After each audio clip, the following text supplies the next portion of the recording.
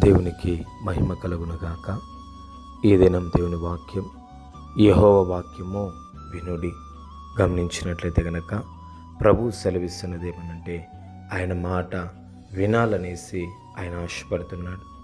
గమనించినట్లయితే గనక దేవుని యొక్క వాక్యము, దేవుని యొక్క మాట వినడం వలన అది మనకు ఆశీర్వాదకరంగా ఉంటుంది. దేవుని యొక్క మాట వినుట వలన అది మనకు దీవెనకరంగాను, అది మనకు మేలుకరంగా ఉంటుంది. దేవుని యొక్క గ్రంథంలో ఎంతోమంది భక్తులు ఉన్నారు. మనము దావీదును గనక గమనించినట్లయితే దావీదు దేవుడు చెప్పిన వాక్యం ప్రకారంగా నిలబడ్డాడు. దేవుడు చెప్పిన మాట ప్రకారంగా జీవించాడు. ఇంకా చెప్పాలంటే దావీదు యుద్ధానికి వెళ్ళాలన్నా దేవుని ఎదుట ప్రార్థించేవాడు, ప్రభువా యుద్ధానికి నేను వెళ్ళుదునా వద్దునా అనేసి.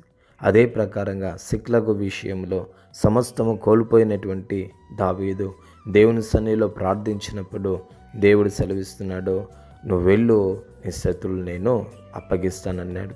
అంటే అక్కడ వచ్చి ఆ సిక్లగు ప్రాంతానికి వచ్చి చూసిన వెంటనే దావీదు కోపవేశుడై రౌద్రం కలిగిన వాడై ఎలాగైనా శత్రువులందరినీ కూడా నేను లయపరచాలని చెప్పేసి శత్రువులను తరవడానికి వెళ్ళలేదండి.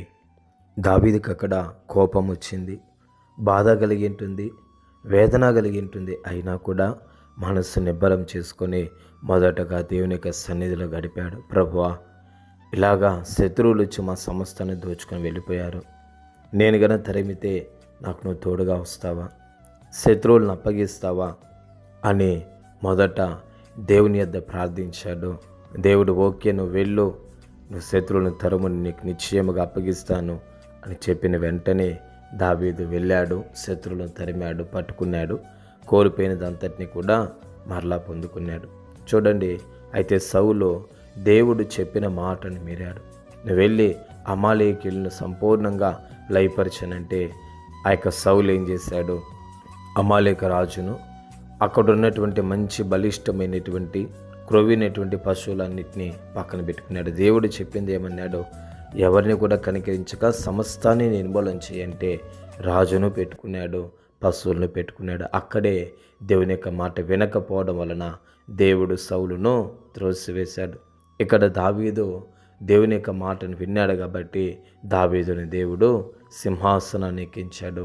సౌలు దేవుని మాట వినలేదు కాబట్టి సింహాసనం మీద ఉన్నటువంటి సౌలును తీసుకొని సాధారణమైన వ్యక్తిగా దేవుడు మార్చడం జరిగింది. కాబట్టి ఆయన మాట వినుటలో ఆశీర్వాదం ఉంటుంది, ఆయన మాట వినుటలో హెచ్చింపు ఉంటుంది, ఆయన మాట వినుటలో ఘనత ఉంటుంది. అటువంటి హెచ్చింపు, ఘనత అంతకు మించి దేవునికి ఇష్టమైన కుమారుడుగా, కుమార్తెగా ఉండాలంటే ఆయన మాట విను, అది నీకు ఆశీర్వాదకరంగా మారుతుంది. ప్రభువు ఈ మాటను దీవించుగాక. పరిశుద్ధుడా స్తోత్రం. ఈ మాటను బట్టి మమ్మల్ని బలపరచండి, కృపనివ్వండి. యేసు నామములో తండ్రి, ఆమేన్, ఆమేన్.